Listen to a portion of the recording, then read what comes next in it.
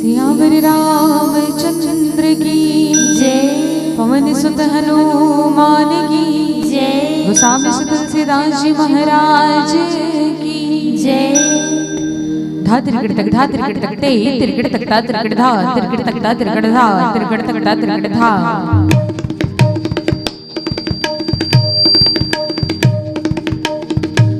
धा त्रिकट धाती धा त्रिकट तक ता त्रिकट तक त्रिकट तक ता त्रिकट धाती धा धाती धा धाती धा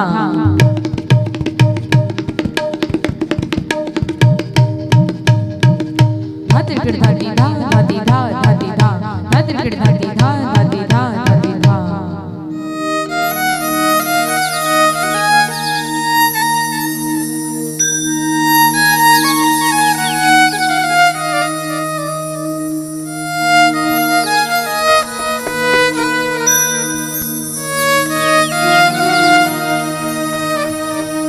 कौशल्या दशरथ की नंदन राम ललाट पे सोहद चंदन रघुपति की जय मोली लक्ष्मण राम सिया का अभिनंदन।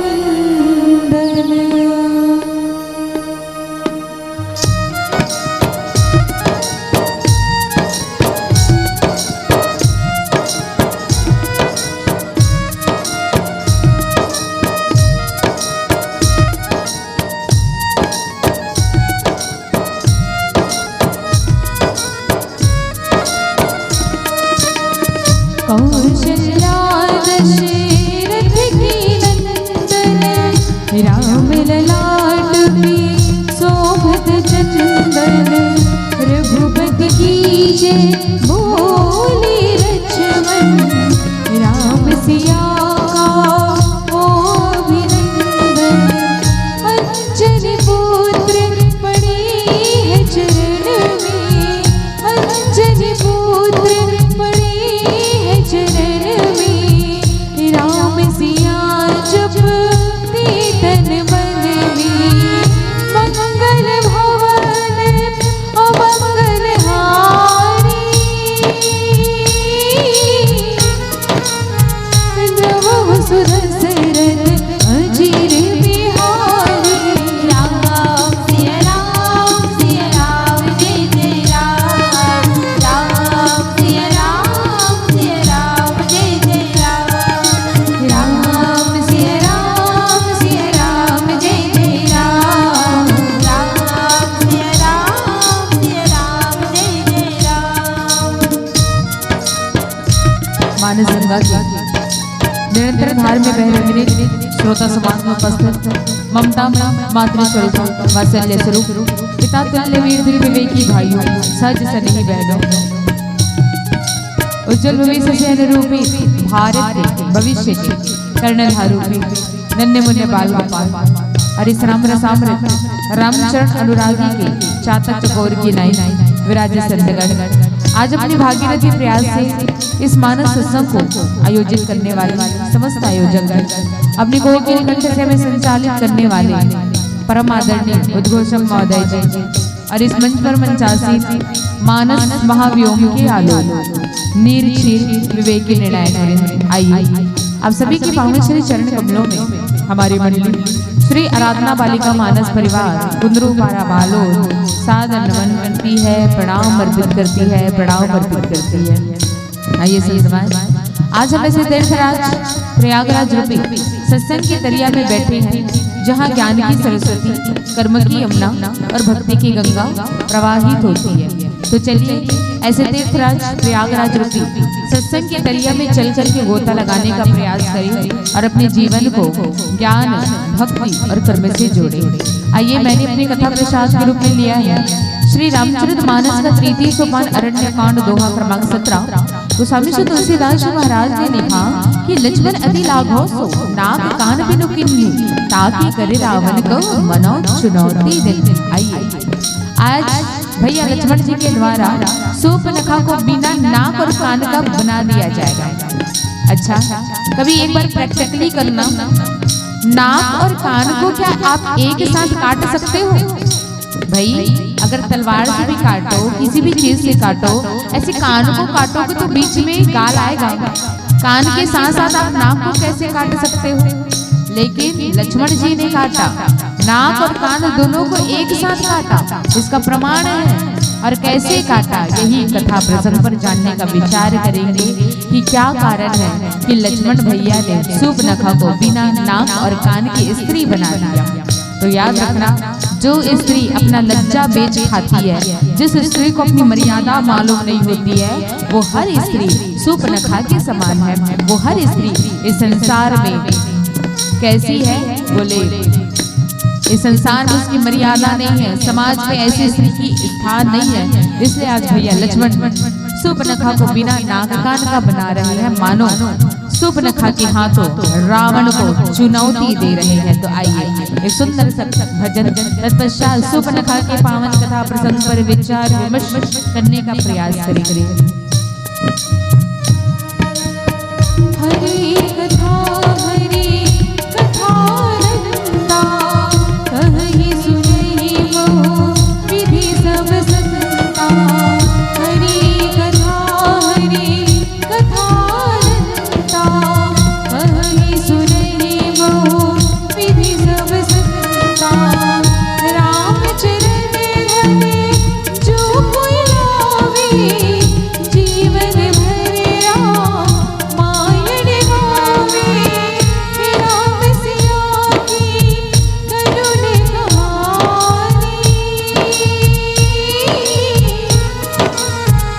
एक चंदन नीके पानी। राम सिया राम जय जय राम। राम सिया राम जय जय राम। राम सिया राम जय जय राम। राम सिया राम जय जय राम। श्यामरी रामचंद्र की, पवन सुत हनुमान की जय। गाँव अयोध्या कस लागत है, गली गली सुंदर महकत है। आओ दीदी आओ भैया, राम से लगन लगा लो ना। गाँव अयोध्या कस लागत है। जय जय राम श्री राम श्री राम श्री राम, जय जय राम श्री राम श्री राम श्री राम, जय जय राम श्री राम श्री राम श्री राम, जय जय राम श्री राम श्री राम। गाँव अयोध्या कस लागत है, गली गली सुंदर महकत है। गाँव अयोध्या कस लागत है, गली गली सुंदर महकत है। गाँव अयोध्या कस लागत है, गली गली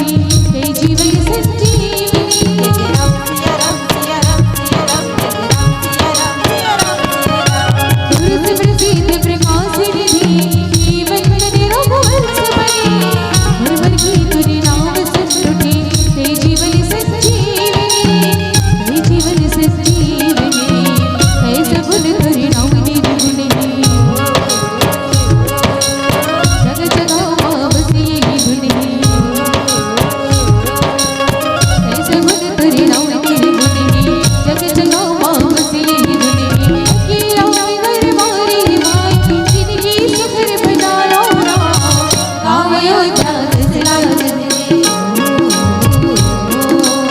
गली गली सुंदर बागते अयोध्या कस लागते गली गली सुंदर बागते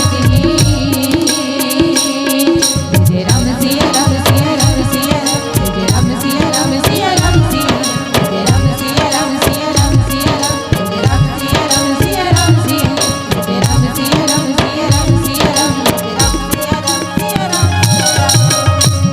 सियावरी रामचंद्र की वंदे विदेहतनिया पद पुण्यकम हे सौर्य सौरभ समाहित योग चित्रम हंत्र पंद्रताप मनीषी मुनियस सेवक सन्मानी साली परदीद पराग पंचम नीलंबुज श्यामल कोमलांगम सीता समारोपित महाभागम प्राणा महाशाय चारु चापम नमामि रामं रघुवंशनाथम अतुलितबल हामदेव श्री रामने धनुषं किशोरं ज्ञानी रामाग्रगण्यं सकल मुनि धानुमान रणावधीशं जगवति प्रियभक्तं मातजातं नमामि जगवति प्रियभक्तं मातजातं नमामि लखन सिया रामचंद्र संकर हरियो।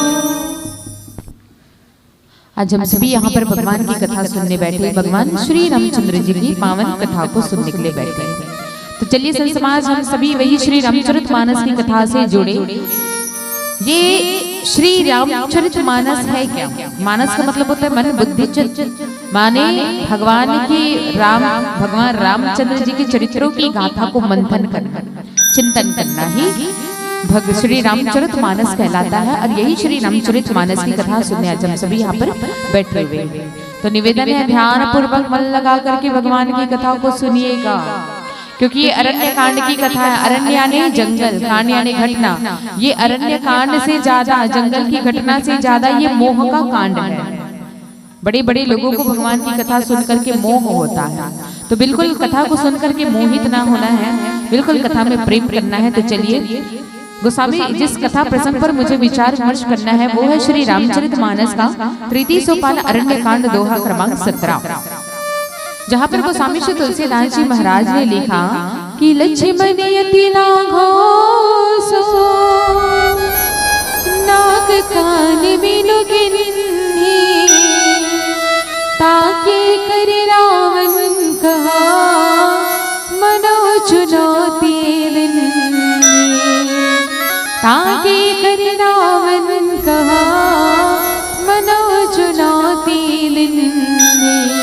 आइए ये है किसका कथा प्रसंग? बोले सूर्पनखा और लक्ष्मण का कथा प्रसंग है भाई। आज लक्ष्मण जी के द्वारा सूर्पनखा के नाक और कान को काटे जाने हैं। चलिए सूर्पनखा जैसी स्त्री ही समाज को क्या करती है? निंदा करती है, समाज को मैला करती है। तो बिल्कुल सूर्पनखा जैसी आचरण हमारे जीवन में नहीं होना चाहिए, क्योंकि सूर्पनखा कौन? बोले सूर्पनखा रावण के बहनी। गोस्वामी बाबा जी ने क्या लिखा? सूर्पनखा रावण की बहनी दुष्ट हृदय दारुण जस अहिनी। अच्छा, अब आप लोग सोचिए, कोई भी नारी क्या जन्म जात से दुष्ट हो सकती है? कोई भी नारी क्या जन्म से पापनी हो सकती है? कोई भी नारी क्या जन्म से अधम हो सकती है? नहीं, देश काल परिस्थिति ही उस नारी को बुरा बनाती है, उसे दुष्ट बनाती है, उसके हृदय को बदल देती है। तो सूर्पनखा के साथ भी कुछ ऐसी ही घटना घटी थी। इसलिए तो गोस्वामी बाबा जी ने सूर्पनखा के लिए लगाया कि सूर्पनखा रावण की बहनी दुष्ट हृदय दारुण जस अहिनी।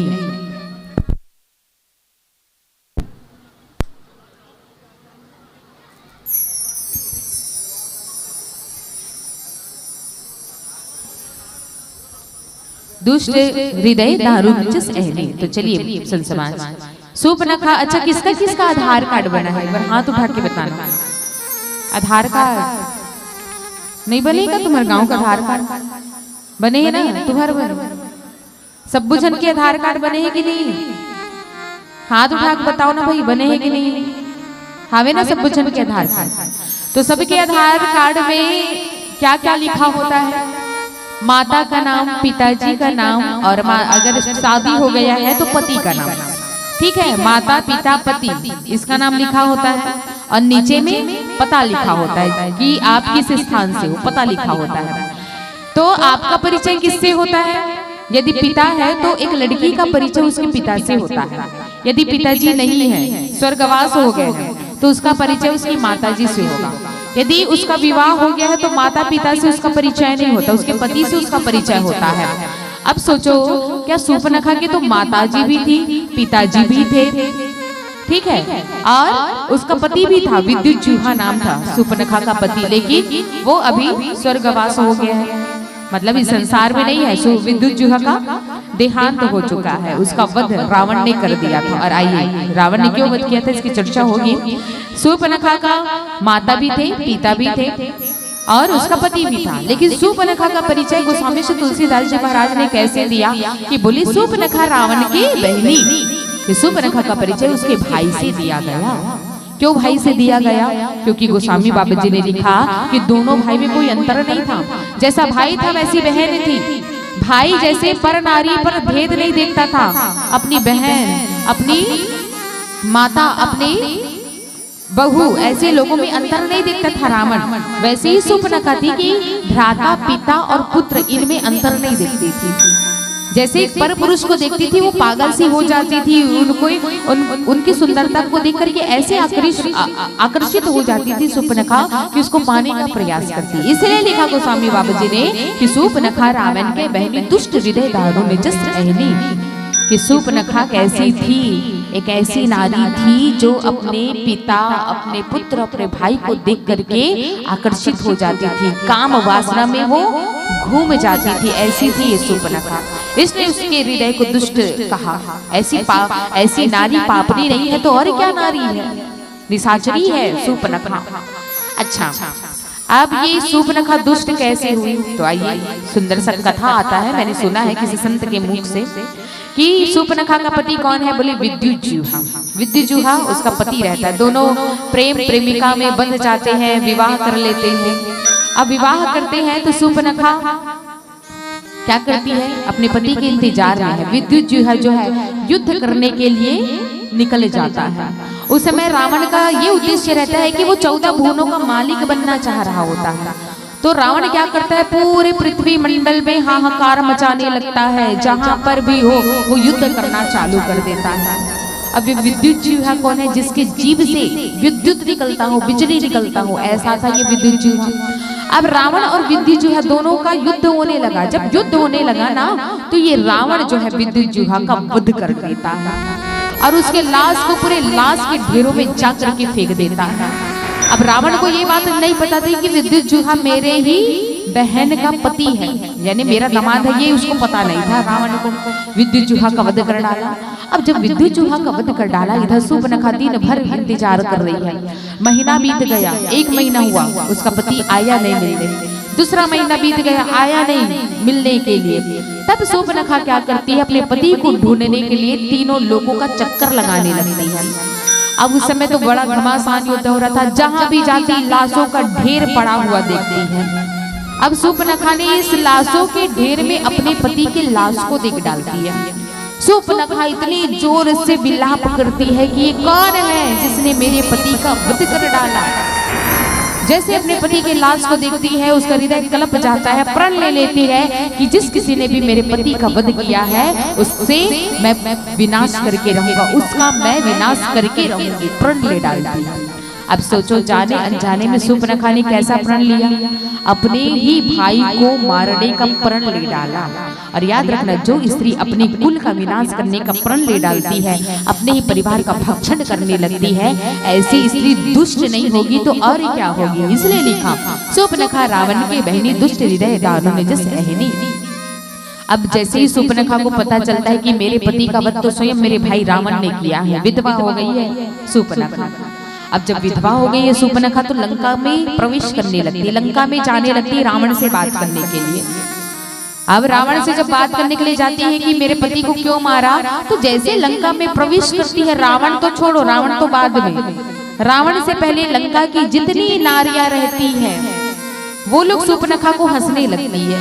ये विधवा नारी आ रही है, ये विधवा नारी आ रही है, ये विधवा नारी आ रही। सूर्पनखा को देख करके विधवा विधवा करके चिल्लाने लगती है। अब सूर्पनखा तो ऐसी बड़ी क्रोधित थी, पति का बदला लेने के लिए आ रही थी रावण के पास में। लेकिन जैसे ही सारी नारियों को देखती है कि ये सभी मुझे विधवा कह रही है, फिर से उसका हृदय भड़क जाता है। ऐसा हृदय भड़कता है सूर्पनखा का कि श्राप देती है कि ऐ लंका की सारी नारियों सुनो, आज जिसे विधवा कह करके हंस रही हो ना, एक ऐसा समय आएगा पूरे लंका का मैं विनाश करके रहूंगी। लंका की जितनी नारियां हैं सबके हाथों की चूड़ियां मैं तोड़वा करके रहूंगी, याद रखना। प्रण ले लेती है कौन? सूर्पनखा। अब कहने का मतलब ये है संजवान, जो नारी अपने कुल का विनाश करने में तुली है, ऐसी नारी नागिन कहलाती है। दुष्ट हृदय दारुण जस अहनी, अहनी का मतलब होता है नागिन। और नागिन क्या करती है? अपने ही दिए हुए अंडे का भक्षण करती है, ऐसी नागिन। तो सूर्पनखा कैसा काम करी? बोले नागिन जैसा काम कर रही है कि अपने ही कुल का विनाश करने का प्रण ले डाली है सूर्पनखा।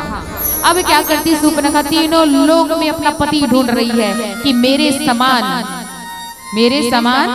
मुझे कोई चाहिए। तो सूर्पनखा मन में विचार करती है कि पहले मैं पुरुष ढूंढूं, ऐसा पुरुष ढूंढूं जो रावण का वध कर सके। लेकिन रावण से पहले वो खरदूषण का वध करवाती है, क्योंकि सूर्पनखा को पता है कि खरदूषण रावण के समान बलवान है। तो जो मनुष्य खरदूषण का वध कर डालेगा वो तो बिल्कुल रावण को मार डालेगा। तो सूर्पनखा क्या करती है? पूरे तीनों लोक में निकल गई है अपना पति ढूंढने के लिए। जब तीनों लोक में ढूंढी है तो इधर राम लक्ष्मण सीता कहाँ निवास कर रहे? बोले पंचवटी में निवास कर रहे हैं। पंचवटी में निवास करती है, आकाश मार्ग से होकर के गुजर रही है। नीचे पंचवटी है, सूर्पनखा ऊपर में है। सूर्पनखा की नजर कहाँ जाती है? बोले रुचिर रूप धरी प्रभु पही जाई, बोली वचन प्रभु मुस्काई। पंचवटी सो गई एक बारा, देखी बिगल भई जुगल कुमारा। अब जैसे पंचवटी में पहुंचती है सूर्पनखा क्या देखती? दोनों भाइयों को देखती है, राम और लक्ष्मण। और दोनों को ही देख करके वो विकल हो जाती है, विकल यानी पागल सी हो जाती है, दोनों को पाने के लिए उत्सुक हो जाती है। चलो सूर्पनखा एक भाई को देखती पागल होती, समझ में आता वो राम और लक्ष्मण दोनों को ही देख करके पगला सी गई है कि मैं आज एक नहीं तो दूसरे भाई से मैं विवाह करके रहूंगी, एक नहीं माना तो दूसरे से विवाह कर दूंगी। ऐसी थी ये सूर्पनखा। इसलिए इसके लिए दुष्ट हृदय दारुण जस अहनी शब्द का प्रयोग किया कि जो नारी एक पुरुष के रहते हुए भी और पुरुषों पर डोरा डालती है, दूसरे पुरुष पर हाथ मारती है, दूसरे पुरुष के साथ संबंध बनाने का प्रयास करती है, वो इस समाज की सूर्पनखा मानी जाती है। और सूर्पनखा ने केवल राम को देख करके आकर्षित नहीं हुई, वो राम लक्ष्मण दोनों ही राजकुमार को देख करके पागल सी हो गई। जब पागल सी हुई तो सूर्पनखा ने क्या किया? अपना बदसूरत चेहरा हटाया। भाई निशाचरी है, निशाचरी कैसे रहेगी? लंबे लंबे नाखून, आंख बड़े बड़े, दोनों दांत निकले हुए हैं, बड़ी भयानक थी सूर्पनखा, जिसे लोग देखते ना तो डर जाते, ऐसी थी भयानक सूर्पनखा। अब सूर्पनखा ने क्या किया? अपना रूप बदला। और याद रखना, भगवान को दर्शन पसंद है, प्रदर्शन नहीं। आप भगवान के सामने जैसा हो वैसा बन करके जाओ, भगवान आपको स्वीकार करेंगे। चोर हो तो चोर बन करके जाओ, डाकू हो तो डाकू बन करके जाओ, अपराधी हो तो अपराधी बन करके जाओ, सच्चे भक्त हो तो सच्चे भक्त बन करके जाओ। लेकिन भगवान के सामने दिखावा करोगे कि हम ऐसे नहीं है, ऐसे हैं, तो भगवान ऐसे लोगों को पसंद नहीं करते हैं। और सूर्पनखा ने क्या किया? अपना कुरूप शरीर छुपाया, सुंदर स्त्री बन करके आती है, अप्सरा बन करके आती है भगवान के सामने। और भगवान के सामने आती धीरे धीरे मृगनयनी चाल में चल करके भगवान राम के सामने आकर के खड़ी हो जाती है और कहने लगती कि तुम सम पुरुष न मौसम नारी, कि तुम्हारे समान इस संसार में कोई पुरुष नहीं है, मेरे समान इस संसार में कोई नारी नहीं है, क्यों ना हम दोनों विवाह कर ले, जोड़ी अच्छी जमे। और वाकई में भगवान राम जैसा पुरुष इस संसार में कोई नहीं है, और सूर्पनखा जैसी दुष्ट हृदय वाली राक्षसी संसार में कोई नहीं है। तो कहीं ना कहीं बिल्कुल स्पष्ट कर दिया गोस्वामी बाबा जी ने कि परमपिता परमात्मा के अलावा, उनके जैसा संसार में कोई पुरुष हुआ ही नहीं, ना होगा। केवल एक अकेले राम है, मर्यादा पुरुषोत्तम, मर्यादा की मूर्ति है राम, जो अपने पत्नी के अलावा अन्य नारियों को माता बहन की दृष्टि से देखते, ऐसे थे वो राम। और सूर्पनखा कैसी नारी थी? बोले दुष्ट हृदय वाली नारी थी, जो अपने पिता पुत्र भाई में अंतर नहीं समझती थी, सबको काम वासना की दृष्टि में देखती थी, ऐसी नारी थी। इसलिए बिल्कुल सही लिखा कि तुम्हारे समान इस संसार में कोई पुरुष नहीं, मेरे समान इस संसार में कोई नारी नहीं, क्यों ना दोनों विवाह कर ले, जोड़ी अच्छी जमे। भगवान मुस्कुराते हैं माता सीता जी की ओर देख करके। माता सीता जी के मुख को देख रहे हैं भगवान और कहते हैं कि हे राजकुमारी सुनो। अच्छा देख किसको रहे हैं भगवान? सीता को देख रहे हैं। बोल किसको रहे हैं? सूर्पनखा को बोल रहे हैं। याद रखना पंचवटी में जब सूर्पनखा आई ना, भगवान राम ने आंख उठा करके भी नहीं देखा सूर्पनखा को, न लक्ष्मण ने देखा है, न माता सीता ने देखा है, न राम ने देखा है। तीनों ने ही सूर्पनखा को इग्नोर कर दिया, अनदेखा कर दिया, किसी ने नहीं देखा। क्योंकि भगवान कौन है? सब कुछ को जानने वाले हैं। जो उसके सामने आ जाई है वो कोई अप्सरा अप्सरा नहीं है, वो तो राक्षसी है, रावण की बहन है। भगवान कहते हैं सुंदरी मैं तो विवाहित हूँ, मेरे पास पहले से एक पत्नी रखी है, मैं तुमसे विवाह नहीं कर सकता, और मैं पतिव्रता धर्म का पालन करने वाला पुरुष हूँ। मेरी तो एक सुंदर सी पत्नी है, उसका नाम सीता है। हाँ तुम्हें विवाह करना है तो एक काम करो, सीतई चितई कही प्रभु बाता, अहि कुमार मोर लघु भ्राता। एक काम करो, मेरी तो पत्नी है सीता, तुम देख ही सकते हो यहाँ पर बैठी है, मेरी धर्म पत्नी है, मेरा भाई कुमारा है। एक काम करो तुम जाओ, जाकर के लक्ष्मण से विवाह का प्रस्ताव रखो, यदि वो मान गया तो बड़ी अच्छी बात है, बिल्कुल उससे तुम विवाह कर लेना। और आइए संसमा जब सूर्पनखा लक्ष्मण के पास आती है, अब देखो अभी तक क्या बोल रही थी सूर्पनखा कि तुम सब पुरुष ना मोसम नारी। अभी तक भगवान को क्या कहा कि तुम्हारी समान इस संसार में कोई पुरुष नहीं, मेरे समान इस संसार में नारी नहीं। लेकिन भगवान ने जैसे कहा कि मेरा छोटा भाई कुंवारा है, तुम जाओ उससे शादी का प्रस्ताव रख लो, यदि वो शादी कर लेगा तो अच्छा होगा। तुरंत सूर्पनखा का मन बदल गया। अभी तक राम के पीछे पड़ी थी, भगवान ने कहा मेरा भाई खाली पीली है, जाओ जाकर के बात कर लो। तुरंत सूर्पनखा का मन बदल गया, लक्ष्मण के पास चली गई। ऐसी ये लज्जा बेच खाने वाली नारी थी सूर्पनखा। बिल्कुल भी लज्जा नहीं आई सूर्पनखा को कि एक पुरुष ने मना कर दिया तो दूसरे पुरुष के पास विवाह का प्रस्ताव लेने चली गई। ऐसी होती है ये पाश्चात्य संस्कृति की नारियां। दोनों में अंतर है, एक भारतीय संस्कृति की नारियां होती है और एक पाश्चात्य संस्कृति की नारियां होती है। और हमारे भारतीय संस्कृति में कभी भी ये प्रथा नहीं है कि लड़की लड़के वाले के घर में जाकर के अपना विवाह का प्रस्ताव रखे। हमारा भारतीय संस्कृति सनातनी संस्कृति ये कहता है कि हमेशा पुरुष वर्ग ही लड़की के घर में आएगा और लड़की के रिश्ता मांगेगा। लेकिन पाश्चात्य संस्कृति में क्या चलता है? पाश्चात्य संस्कृति में ये चलता है कि लड़की किसी भी लड़के से विवाह कर लेती है, अपना स्वयं का वर स्वयं ढूंढती है। और ये सूर्पनखा कौन थी? बोले पाश्चात्य संस्कृति से निकल करके आई थी, पश्चिमी संस्कृति को अपने भारतीय संस्कृति में आजमा रही है कि मैं विवाह का प्रस्ताव रखूंगी, मुझे कोई मना नहीं कर सकता।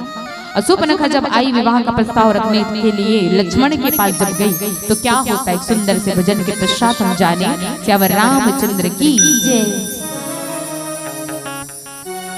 सियावर रामचंद्र की जय।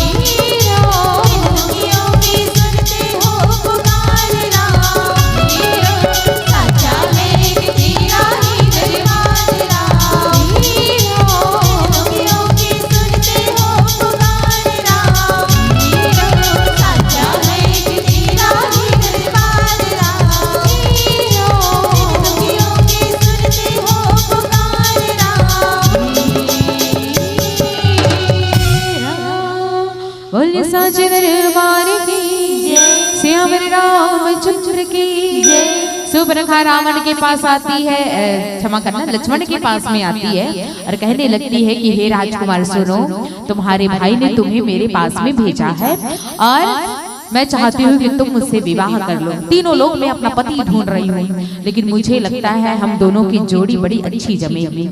जो बातें सुपर्णखा ने भगवान राम से कही थी वही बातें हूबहू किससे कह रही है? बोले लक्ष्मण से कह रही है। तो भैया लक्ष्मण ने कहा कि सुन सुंदरी सुन।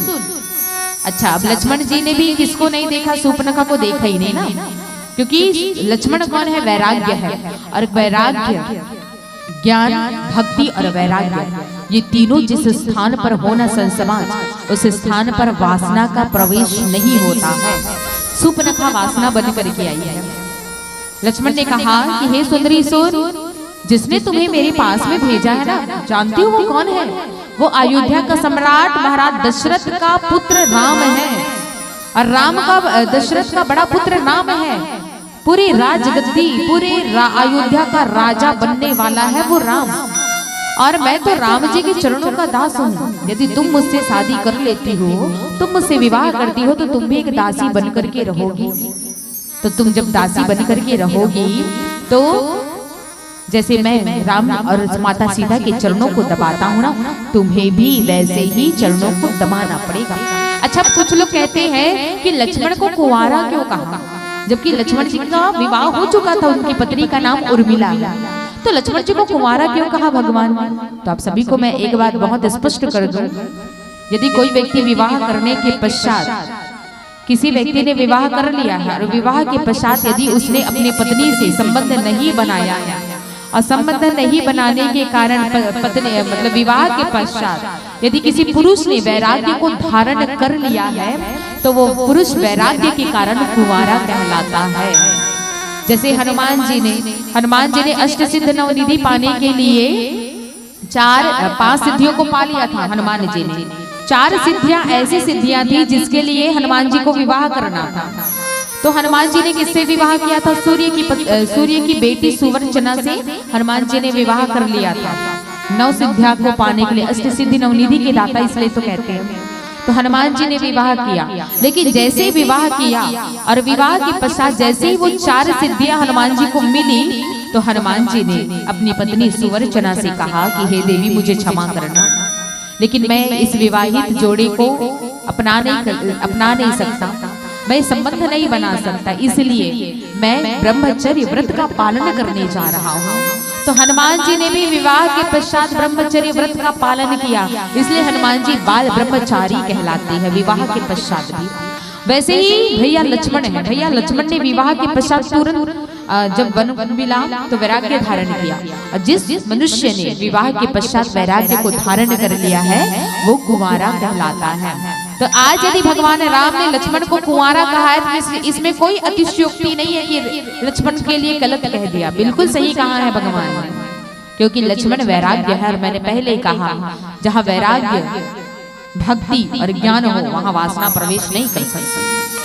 अब दोनों भाई गेंद की तरह उछाल रहे हैं शूर्पणखा को। शूर्पणखा गेंद है, ये गेंद मुझे नहीं चाहिए, दूसरे को पास कर दो, दूसरे की नहीं चाहिए उधर पास कर दो।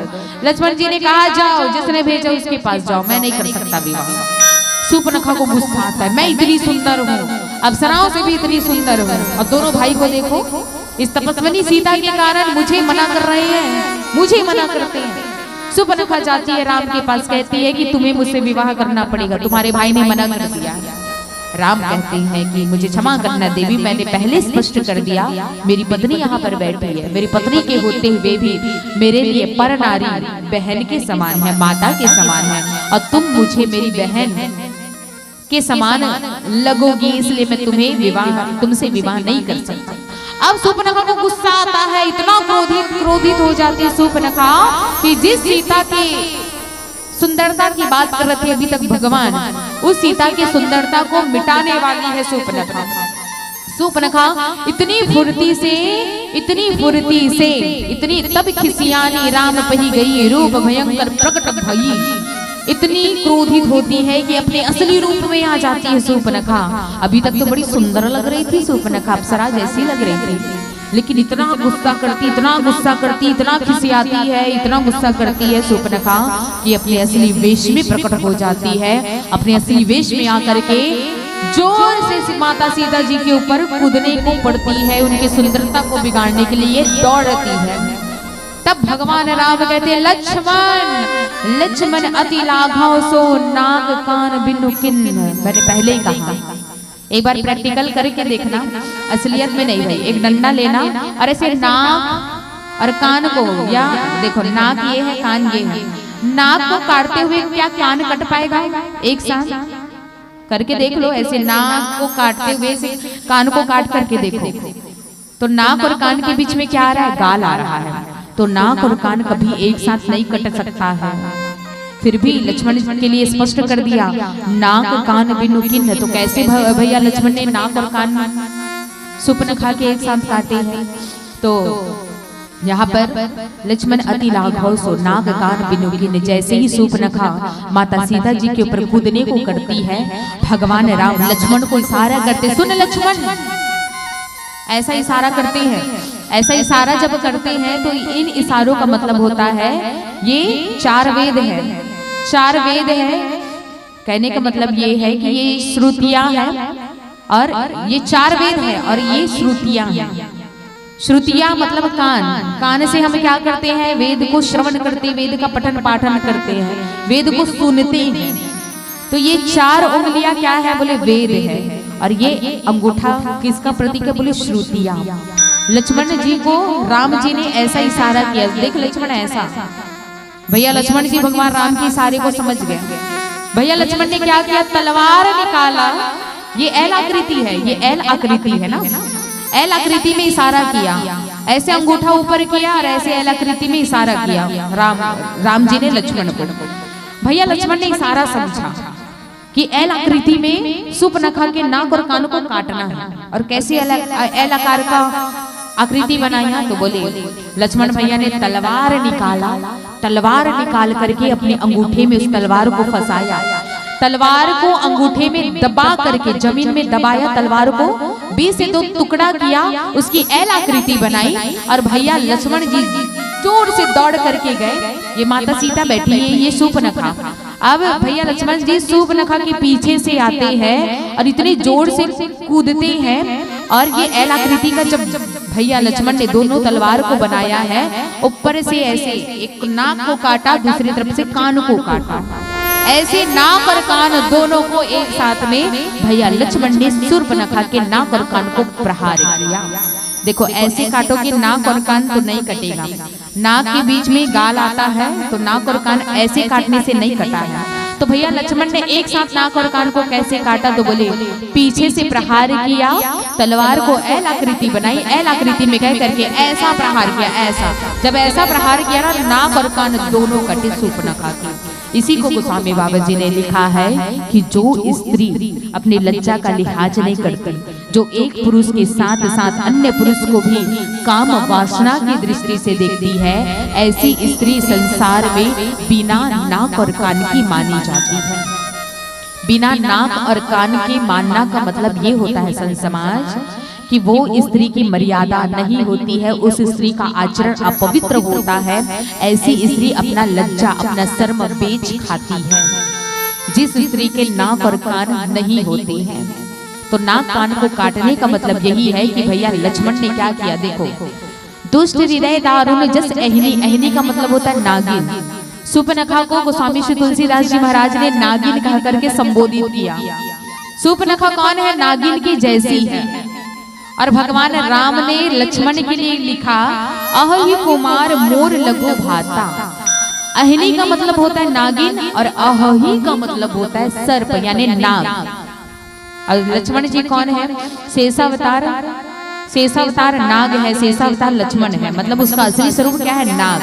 तो आज जैसे कहते हैं ना, लोहा को लोहा काटती है, सर्दी को सर्दी काटती है, गर्मी को गर्मी काटती है, वैसी नागिन को नाग ने काटा है। चाहते तो भगवान राम स्वयं शूर्पणखा का प्रहार कर सकते थे, लेकिन भगवान राम ने सोचा कि इस जैसी नारी का वध करने के लिए, इस जैसी नारी को सबक सिखाने के लिए, जो नारी वेद और श्रुतियों वेद शास्त्र का पठन पाठन नहीं करती है, जिनको वेद शास्त्र की बातें मालूम नहीं होती है, ऐसी नारी के नाक और कान दोनों ही काट देने चाहिए। इसलिए लक्ष्मण भैया को आगे लाया कि ऐ लक्ष्मण, सबक सीखा है ऐसी नारी को। और भैया लक्ष्मण ने क्या किया, शूर्पणखा को बिना नाक और कान की स्त्री बनाया। बिना नाक कान कहने का मतलब है कि जिस स्त्री का नाक और कान कट जाता है उसकी लज्जा, उसकी मर्यादा समाज में नहीं होती है। ऐसी नारी समाज में रहने के लायक नहीं होती है। इसलिए आप अपनी बहू बेटी को संभाल करके रखो, अपनी पुत्री को संभाल करके रखो, स्वयं अपने आप को संभाल करके रखो। जब आपका विवाह हो चुका है तो आप अपने पति के अलावा पर पुरुष को मध्यम परपति देखे ही कैसे, भ्राता पिता पुत्र निज जैसे। जो नारी विवाहित है उस नारी के लिए अपने पति के अलावा दूसरा पुरुष कौन से रूप में देखना चाहिए, तो बोले भ्राता पिता पुत्र निज जैसे। कोई पुरुष यदि आपसे बहुत बड़ा है तो आप उसे पिता की दृष्टि से देखो, कोई पुरुष आपके बराबर है तो आप उसे भाई कहो, और कोई पुरुष यदि आपसे उम्र में बहुत छोटा है तो आप उसे पुत्र की दृष्टि से देखो। ये नारी की मर्यादा होती है। लेकिन जो नारी अपने ही समाज में रह करके, नारी समाज में रह करके अपने पति के अलावा दूसरे पुरुष को गलत नजर से देखती है, गलत तरीके से देखती है, गलत भाव उत्पन्न करती है अपने मन में, ऐसी नारी बिना नाक की कर देनी चाहिए। समाज में ऐसी नारियों का स्थान नहीं होता है। ऐसी नारी शूर्पणखा कहलाती है।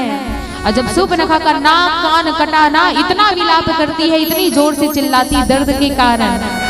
भाई एक नारी की सुंदरता क्या है, आपके चेहरे की सुंदरता क्या है, बोले नाक है। इस नाक को काट दिया जाएगा तो कैसे लगेगा चेहरा। तो सबसे सुंदर अंग, इस चेहरे का सबसे सुंदर अंग कुछ है तो वो केवल और केवल एक नारी का नाक होता है। नाक यदि बड़ा सुंदर हो ना, उस स्त्री का नयन नक्शन बड़ा सुंदर लगता है। तो ये इस चेहरे का सबसे सुंदर अंग क्या है, बोले नाक है। यदि नाक को ही काट दिया जाए तो स्त्री बदसूरत बन जाती है, कुरूप बन जाती है। तो भैया लक्ष्मण ने शूर्पणखा के नाक को काट दिया। जिस नाक पर इतना अभिमान कर रही थी शूर्पणखा, जिस सुंदरता पर इतना अभिमान कर रही थी शूर्पणखा, आज ऐसी शूर्पणखा को भैया लक्ष्मण ने बिना नाक कान का बना दिया। तो कहने का मतलब ये है कि जो नारी इस समाज में वेदों की बात नहीं मानती है, कानों से श्रुतियां, कानों से शास्त्र नहीं सुनती है, धर्म की बातें जिनको पता नहीं होती है, ऐसी नारी बिना नाक कान की मानी जाती है, उनकी मर्यादा नहीं होती है। आइए सुंदर सब जन तत्पश्चात और जाने कि धर्म में, नारी धर्म के बारे में गोस्वामी बाबा जी ने और क्या लिखा है। श्री रामचंद्र की, दुर्गा महारानी की।